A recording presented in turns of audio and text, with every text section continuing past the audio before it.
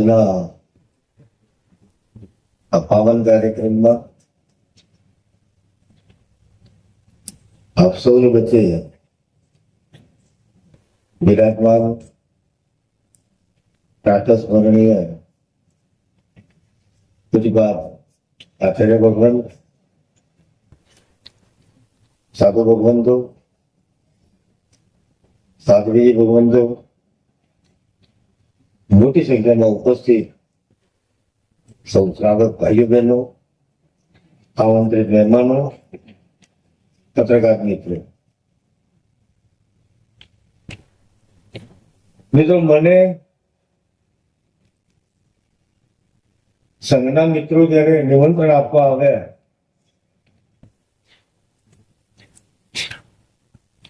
એક પણ ક્ષણનો વિલંબ કર્યા સિવાય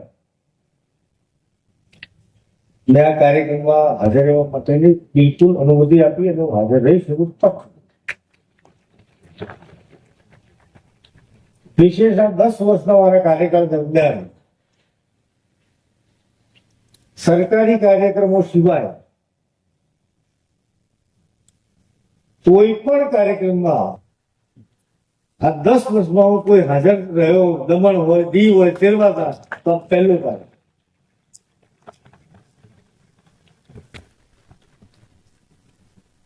એના અનેક કારણો છે, અનેક કારણો. કારણો એ છે, થોડું મજાકમાં પણ કહું છું, આ એવો સમાજ છે કે જે સમાજને દોરવણી કરે છે, શેષ સમાજને સમજણ આપે છે, જરૂર પડે એ પણ આપે. આ એવો સમાજ હું પ્રભાવિત છું જૈન સમાજ. આખા ગામમાં એક જૈનનું ઘર હોય, હું ગામડામાંથી આવું છું, મને ખબર, આખા ગામમાં જૈનનું એક જ ઘર હોય, ગામનો શેઠ કહેવાય. અપ ટુ ડેટ વ્હાઈટ ટોપી, વ્હાઈટ જબ્બો, વ્હાઈટ ધોતી, અત્યારે લેગો પેન્ટ શર્ટ પહેરતા હશે. ગામના શેઠ ક્યારેય ખેતરે ગયા ના હોય, પણ આખા ગામના જયારે દર્દ દુઃખ હોય કે સમસ્યા હોય ત્યારે આખા ગામની સાથે રહેનાર કોઈ હોય તો જૈન સમાજ હોય.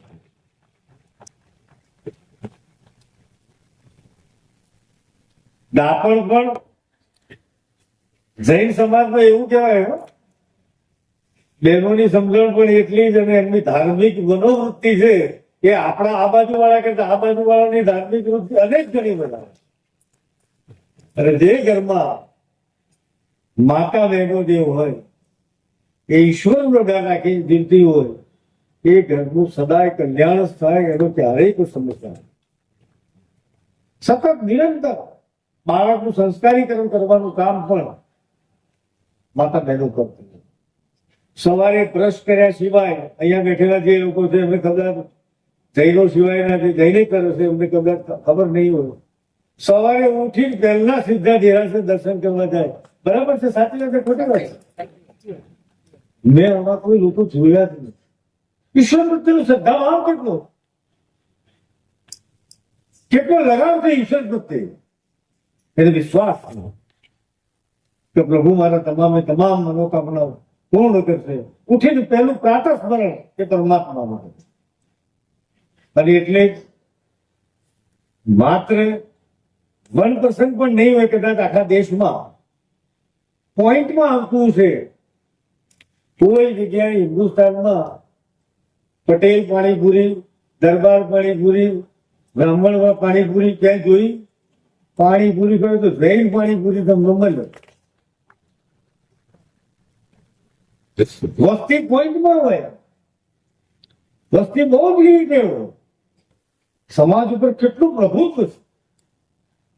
કોઈ પણ સારી હોટલમાં જાઓ તો મેં પૂછ્યું હતું જૈન મળશે, જૈનો માટેની અનેક વ્યવસ્થા હોય. કારણ એવું આચાર વિચારનું જીવન છે. મેં એવા શ્રેષ્ઠી જોયા છે જૈન સમાજના. મારું જૈન સમાજ સાથે ખૂબ ઘનિષ્ઠ નામ. એમને નામ નહીં આપું, મેં એક વખતે ગુજરાતના સૌથી ધનાઢ્ય વ્યક્તિઓમાંથી છું. મેં એમને કહ્યું કે તમે અનેક પ્રકારના વેપાર ધંધામાં જોડાયેલા છો, તો તમે હોસ્પિટાલિટીમાં આવો. હોસ્પિટાલિટીમાં તમને ફાયદો થશે. અત્યારે જે રીતે ટુરિઝમ વધી રહ્યું છે એ પ્રમાણે હોસ્પિટાલિટી બિઝનેસમાં આવશો તો અનુકૂળતા પણ રહેશે અને પ્રોફિટ મેકિંગ ઇન્ડસ્ટ્રી છે. એમને કહ્યું કે તમારી વાત સાચી છે. એક વખત મને પણ આવો વિચાર આવે તો મારા મમ્મીને પૂછ્યું. મારી મમ્મીએ કહ્યું કે 5 સ્ટાર કે 7 સ્ટાર હોટલ હોય તો નોનવેજ અને દારૂ ત્યાં આપણે પીરસવું પડે. જૈનના દીકરાનું આ કામ નથી, આ કામ આપણે કરવું જ નથી. તો થાય કે નથી? તમે વિચાર કરો કેટલી પ્રતિબદ્ધતા, કેવા આચરણ સાથે જીવન જીવે છે.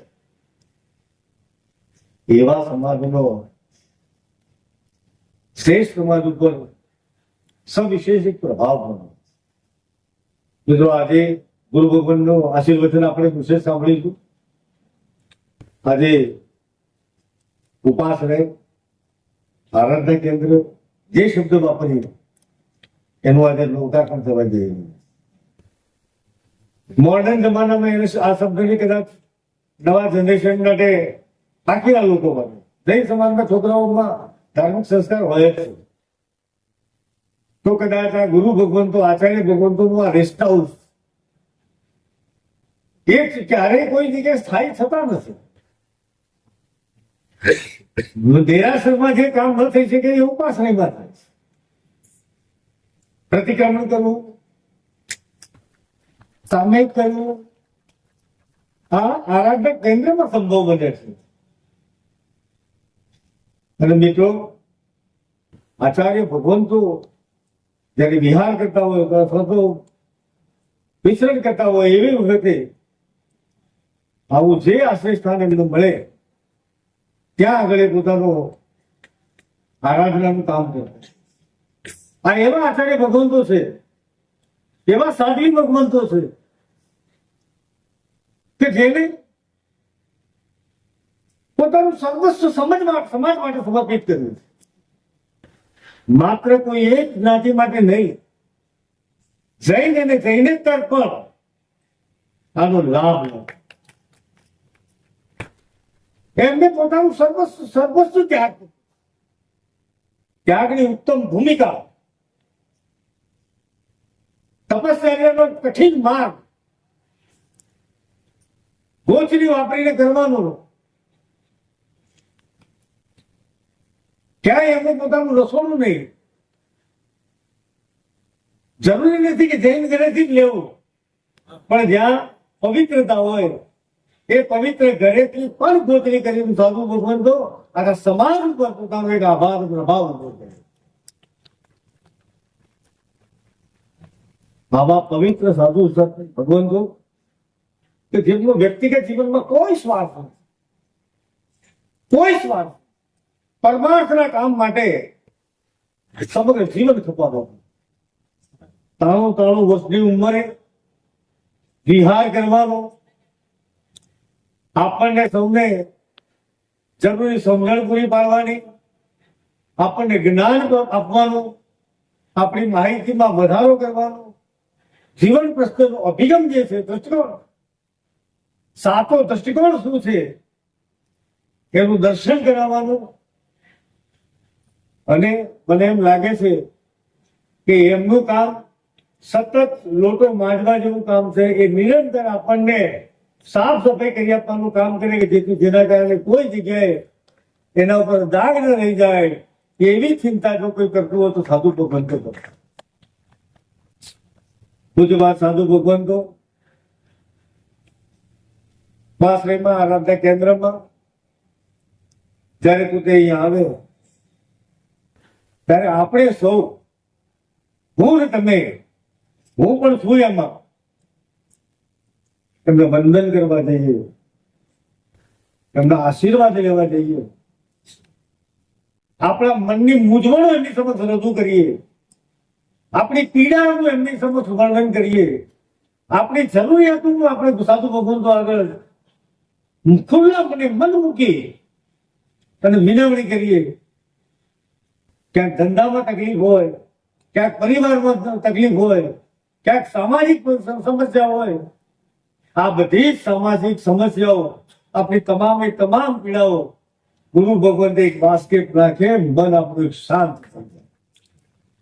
માત્ર એક બાસ્કેટ નાખે મન શાંત. કેવો પ્રભાવ હશે! મારું હશે તપસ્યા, વૈરાગી જીવન. જીવન સાધારણ નહીં, વૈરાગી જીવન. કોઈ સ્પૃહા નથી. ગીતામાં જેને કહ્યું છે ડિટેચમેન્ટ, એના માટે અંગ્રેજી શબ્દ વ્યાજબી નથી. એટેચમેન્ટ અને ડિટેચમેન્ટ એ અંગ્રેજી શબ્દો એના માટે અનુકૂળ નથી. અનાશક્તિ ભાવથી, કોઈ પણ પ્રકારની આસક્તિ નહીં, પણ અનાશક્તિ ભાવથી જેને સમગ્ર જીવન આખું પસાર કર્યું છે એવા સાધુ ભગવાન. આ સાધુ ભગવાન તો એમની પોતાની પાસે તેમને ખિસ્સું હોતું જ નથી, સ્ટીચ કરેલા કપડા જ નથી, ક્યારે પોતે કોઈ ધન ગ્રહણ કરતા જ નથી. બહુ મોટો અંગુલી નિર્દેશ કરે કે પેલા શેઠ અજરામ ઉપાસના બનાવી દેજો, દેરાસર બનાવવાનું તમારાથી શક્ય હોય એટલું કરજો, તમારાથી અનુકૂળ હોય તો ગૌશાળાની ચિંતા કરજો. સર, જૈન સમાજ જેને કોઈ જો ઢોર પાળ્યું નથી, ગાય બકરી ભેંસ ક્યારેય કદી પાળ્યું નથી, એમાંથી એને કોઈ અર્થોપાર્જન કર્યું નથી, કેવો સમાજ! બાકીના લોકો જો પોતાની આંખ ખોલે તો અંદાજ આવે. જેના ઘરે ગાય નથી, એ દુબળી થઈ ગયેલી, જે કશા કામની નથી, એવી બધી ગાયોના પોષણ માટે ગૌશાળાઓ જો આ દેશની અંદર કોઈ ચલાવતું હોય તો માત્ર જૈન સમાજ. બીજા લોકોએ વાતો કરીએ છે, પણ સૌથી મોટું યોગદાન, અને એટલે જ જૈન સમાજ આ દેશનો સૌથી ધનાઢ્યમાં ધનાઢ્ય સમાજ, સુધી સમાજ.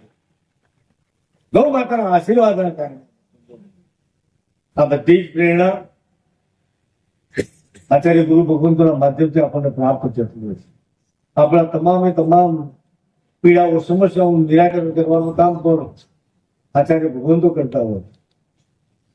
સવિશેષ ન કહેતા આપણને એમના આશીર્વાદનો લાભ લેવાની મને પણ એમની વાણીનો લાભ મળે એટલા માટે હું ખાસ અહીંયા આવ્યો છું. આચાર્ય ભગવંતના ચરણોમાં વંદન કરી, સાધુ ભગવંતોના ચરણોમાં વંદન કરી, સાધ્વી ભગવંતોના ચરણોમાં વંદન કરી મારી વેળીને વિરામ આપું છું. આપે અહીંયા બોલાવ્યો, મારું માન કર્યું, સન્માન કર્યું, आपको हृदयपूर्वक आभार मानता हूं। आभार, धन्यवाद। पदना भवन का उद्घाटन उनके हस्ते किया जी। और पूरे प्रदेश में उनका आगमन से ये बहुत हमने नहीं सोचा था, उससे अच्छा ये उद्घाटन का प्रसंग हमारा निर्विघ्न पार पड़ रहा है आज, और ऐसा ही उनके आशीष हमारे पूरे समाज पे बरसते रहते हैं। जी, क्या कहेंगे खास तौर नीरज भाई, प्रशासक साहब भी आए थे यहाँ और उनके हाथों से जो रति लीला का ये भवन का उद्घाटन हुआ है और पूजा पाठ भी हुआ है, क्या कहना चाहते हैं प्रशासक के लिए?